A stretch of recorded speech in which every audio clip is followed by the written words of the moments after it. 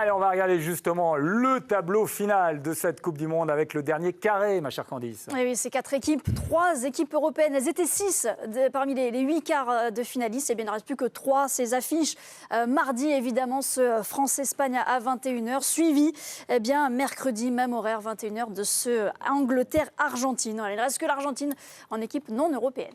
On a le tableau ou pas? On devait avoir un beau tableau. Il n'est pas arrivé, le tableau, il est en retard, il est à la bourre. J'espère que les Français ne seront pas en retard dans leur déplacement comme nous.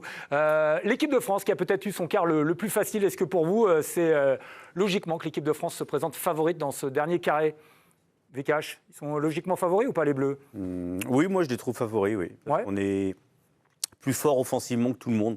Il y a plus de variété dans notre jeu. On a Mbappé qui est dangereux même quand il n'y a pas d'ouverture. Il est capable de t'inventer une frappe, un dribble. Et puis les autres aussi. On est fort défensivement aussi. Voilà. Mais pour autant, je pense que ça va être très, très serré quand même. Mais je pense qu'on est quand même beaucoup plus fort. Alors, on l'a dit, on a ces déplacements, voilà, il y a des petites incertitudes, mais bon, bref, a priori, on arrive avec les forces en présence aussi, Charlotte, pour l'équipe de France, qui a eu le quart de finale, j'ai envie de dire, le plus facile. Vous êtes d'accord avec ça? Ils se le sont rendus facile, oui, voilà, ce match-là, parce que le Maroc, ça allait, on avait parlé longuement, notamment avec Nabil, ce milieu de terrain qui était très, très fort. Donc non, ils se sont rendus logiquement faciles. Je pense que c'est vraiment les favoris de cette Coupe du Monde. Ils le montrent match après match. Et puis quand on voit l'Angleterre hier, qui dans le jeu, c'était très poussif en première mi-temps. On voit l'Argentine. Depuis quelques matchs, c'est très très dur aussi dans l'animation offensivement. Donc les Français, en fait, s'ils mettent les ingrédients, s'ils ne trichent pas, s'ils défendent, s'ils attaquent tous ensemble, qu'ils ont une cohérence dans l'état d'esprit, dans l'agressivité, en fait, ils sont au-dessus de clairement tout le monde. Donc moi, je ne suis pas inquiète, ils sont logiquement favoris, évidemment. Bon, on va retrouver... on a retrouvé le tableau, regardez, c'est magnifique. Voilà, on a le tableau du dernier carré, donc avec quand même, dans ce dernier carré, l'Angleterre, l'Argentine, l'Espagne et la France, donc, qui est favorite. Il colle à l'équipe de France, c'est Loïc Tanzi. On va essayer de l'avoir tout à l'heure. C'est le tableau qu'on avait retrouvé. Je croyais qu'on avait retrouvé aussi Loïc. On va le retrouver tout à l'heure, Loïc. Nabil, je vous vois bouger la tête depuis tout à l'heure. Non, pour moi, en fait, la question, elle est simple, quoi. C'est quoi la question? Reste plus à savoir si la meilleure équipe va gagner le tournoi. Parce qu'en fait, on a bien compris que la meilleure équipe du tournoi, c'était l'équipe de France. Et parfois, la meilleure équipe, elle va au bout. Et parfois, c'en est une autre. Et on dit que ce n'est pas forcément la meilleure équipe qui a gagné. Là, si on s'arrête à ce moment-là, je pense que tout le monde est d'accord, même les adversaires, les premiers, la meilleure équipe du tournoi, c'est l'équipe de France. Sauf que dans le football, parfois, et je ne l'espère pas, ce n'est pas toujours la meilleure équipe qui va au bout. Benoît, on est dans ce fameux dernier carré, justement. On disait, alors là, on va préserver les joueurs, on préserve les organismes et tout. Les Français, au final, arrivent peut-être dans un état de fraîcheur. Ou sinon, on a senti, et Charlotte en parlait, des équipes qui sont peut-être un peu fatiguées de l'autre côté. En tout cas, on sent que l'équipe de France, physiquement, elle est en forme. Moi, clairement, je vois cette France logiquement favorite pour gagner ce mondial. Je pense que même la presse mondiale est dithyrambique sur cette équipe de France, tant qu'elle impressionne offensivement, défensivement. Je pense que le seul adversaire de l'équipe de France, c'est l'équipe de France. C'est-à-dire que s'ils continuent à mettre les mêmes ingrédients, c'est-à-dire être costaud défensivement, offensivement, toujours cette même créativité et surtout l'état d'esprit irréprochable. Je pense notamment à Kylian Mbappé. Moi, c'était mon interrogation avant cette Coupe du Monde. Tu ne fais pas partie de ceux qui ont voulu le mettre sur le banc, parce que j'en ai entendu qu'ils voulaient le mettre sur le banc, moi. Mais je dis ça avec humour. Au début de la Coupe du Monde. Moi, au début de la Coupe du Monde, je pensais même le mettre à gauche et mettre Ousmane Dembélé dans l'axe. Donc ça a été une autre animation offensive. Mais en tout cas, ce qu'il a démontré en tant qu'homme, capitaine, humain, état d'esprit sur le terrain, Kylian Mbappé, c'est exceptionnel. Mais là, Benoît, ça ne peut plus changer dans la dernière ligne droite. Ils ne vont pas changer ça. Il a réussi à ramener tout le monde avec lui. Moi, cette équipe d'Espagne, sur les 10 dernières années, je pense que c'est la plus faible, clairement. Ah oui, carrément. Oui, non, faut être honnête. C'est une équipe qui, malgré tout, a la possession du ballon, mais c'est une équipe d'Espagne qui, pour l'instant, ronronne. Moi, la seule chose qui me fait pas un petit peu peur sur cette équipe d'Espagne, c'est la montée en puissance de Yamal. On sait qu'il a été blessé longtemps. Là, on voit qu'il revient petit à petit. S'il a une montée en puissance, lui seul peut peut-être embêter l'équipe de France.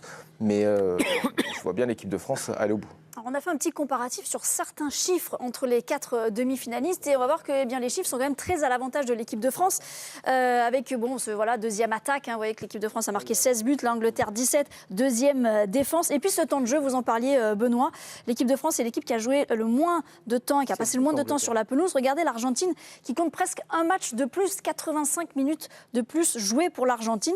Et puis la distance parcourue entre les différents stades, là encore, beaucoup moins de voyages pour les Français. Ça, c'est avant le départ à Dallas, bien sûr. Mais il y a quand même, effectivement, au niveau de la fraîcheur, peut-être un net ascendant pour l'équipe de France. Et ça, c'est très important, en effet, l'état de fraîcheur. Et pourtant, Lamine Yamal, justement, qui monte en puissance, a dit « Nous, on ne craint pas la France, c'est à la France de nous craindre ». Ibrahima Konaté était tout à l'heure en conférence de presse. Il a répondu, bien sûr. Non. En toute honnêteté, on n'écoute pas ce qui se dit par rapport à tout ça et il faut avoir peur de personne. Il faut rester dans cette humilité qu'on a dès le début et il ne faut pas tomber dans ce piège-là, surtout à ce moment-là de la compétition. Maintenant, on peut dire ce qu'il veut. Nous, on va essayer de se préparer du mieux possible jusqu'à ce moment-là. Et à la fin du match, j'espère que le résultat sera favorable pour nous. Pas de trash talking du côté de l'équipe de France. C'est peut-être le seul point faible de cette équipe qui ne rentre pas dans le trash talking, Olivier. Non, ils ont raison. Il faut rester loin de tout ça et rester au-dessus de tout ça. Et mais malgré notre statut de favori, parce que faut pas se mentir. Moi, je suis d'accord. On a l'effectif quand même le plus complet. On a le meilleur joueur du tournoi, pour moi, Kylian Mbappé, jusqu'à maintenant. On a prouvé, on a montré qu'on savait gagner les matchs, peu importe la façon dont le scénario qu'on nous proposait. Un match un peu sale contre le Paraguay, un match où on domine contre la Suède, un match qui était un petit peu plus dur physiquement contre le Maroc. Là, on va avoir un nouveau scénario, a priori, contre une équipe qui va confisquer le ballon. Après, attention, historiquement, on a vu que le statut de favori garantissait pas toujours le titre. Plein de fois, en 98, on avait l'impression que le Brésil était surfavori et allait gagner la Coupe du Monde. Finalement, c'est la France qui va au bout. 2014, à la maison, encore une fois, le Brésil favori. Finalement, ils en prennent 7 contre l'Allemagne, donc il va falloir se méfier, d'autant que c'est quand même les 4 premières nations au classement FIFA qui sont là, ce qui est quand même pas rien, mais... c'est vraiment le dernier carré de rêve pour vous. Enfin, on a les 4 meilleurs, et oui, c'est les 4 meilleurs. Et ce qui est rare aussi, c'est que d'habitude, on a toujours un invité surprise. Oui. C'est rare d'avoir 4 anciens vainqueurs de Coupe du Monde à ce niveau-là, donc c'est immense, mais on reste malgré tout favori. On reste favori, les 4 meilleurs avec Candice. Roulement de tambour, ça donne quoi? Ah bien, les cotes justement pour la victoire finale, la France nettement favorite. Regardez, 2,50 la cote de la France en cas de victoire finale, 4,25 pour l'Espagne et 4,50 que ce soit l'Angleterre ou l'Argentine. Donc finalement, France-Espagne bien réunis les deux équipes favorites pour la victoire finale. On rappelait que la France avait démarré la Coupe du Monde avec une cote de 6. Donc à chaque fois, cette cote est descendue jusqu'à 2,50 désormais avant ces demi-finales. C'est presque ce que disait Benoît il y a quelques instants. Le piège, c'est peut-être trop de confiance. En tout cas, le propre adversaire, ça sera l'équipe de France pour l'équipe de France. Vicage, c'est un peu ça. Là, tous les voyants sont trop ouverts. Oui. S'ils jouent à leur niveau, tous ensemble, ça peut le faire. Moi, je pense que Mbappé est tellement fort. Enfin, j'ai jamais vu... un joueur qui fait peur à chaque fois qu'il a la balle. Moi, dès qu'il a la balle, je pense mais on l'a pas un peu vu. Mais je pense que ça devait être à peu près pareil. Toutes les positions, il peut marquer. Quand il frappe de loin, moi, je pense qu'il peut marquer.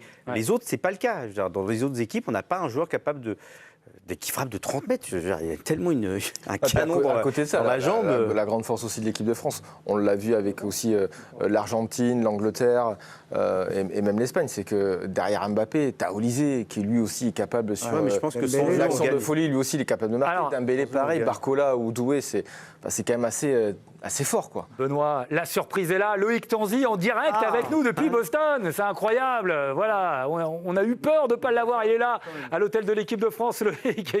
Ouais, ça va, Loïc? Il a des petits yeux, Loïc. Ouais, ça va plutôt bien, ouais. Benoît trouve que vous avez des petits yeux. Non, j'ai pas de petits yeux, je dors. Je fais 12 heures par nuit. Attends. Sortie nocturne hier soir, peut-être. Ça sent le burger, là, non? Avant-hier. Hier soir, on a dormi. Ah, ok. Loïc, on parlait de l'équipe de France. Tous les voyants sont en vert avant ce dernier carré. Ils sont largement favoris. On voyait les cotes. Vous en faites, vous aussi, les favoris dans cette dernière ligne droite pour cette Coupe du Monde? C'est le favori pour tout le monde aujourd'hui, sauf pour l'équipe de France elle-même, parce que quand on pose la question à Deschamps, depuis le début de la compétition, il dit le favori, le grand favori même, selon les mots qu'il utilise, c'est l'Espagne.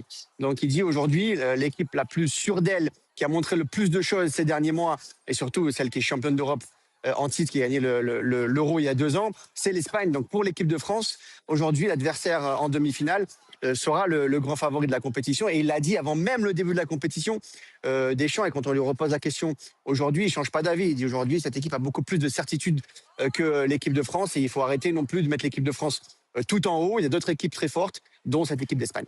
Bon, il est dans son rôle, quoi, on va dire, hein, Loïc. Voilà. d'accord. Et nous, on est dans le nôtre, en les mettant tout en haut, les Bleus.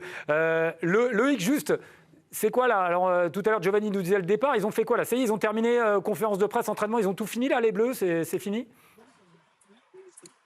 Oui, ils ont terminé l'entraînement il y a un quart d'heure maintenant à l'université de Bentley. Donc là, je suis devant l'hôtel des joueurs. On les attend. Ils vont arriver ici maintenant d'ici une petite demi-heure pour déjeuner. Et ensuite, il faudra repartir déjà 15h départ ici, heure locale. Donc il sera 21h en France pour l'aéroport. Pour Dallas, 4 heures de vol pour rejoindre le Texas. Et puis demain, il y aura les conférences de presse une nouvelle fois, un entraînement à J-1 de cette demi-finale face à l'Espagne. Bon, merci beaucoup, Loïc. Si jamais vous avez des infos sur la compo ou n'importe quoi, vous n'hésitez pas. Hein, vous nous passez un petit coup de fil. On est dessus. Vous êtes le bienvenu. Hein. Je sais que vous êtes dessus. Je sais. On est dessus. Bon, très bien.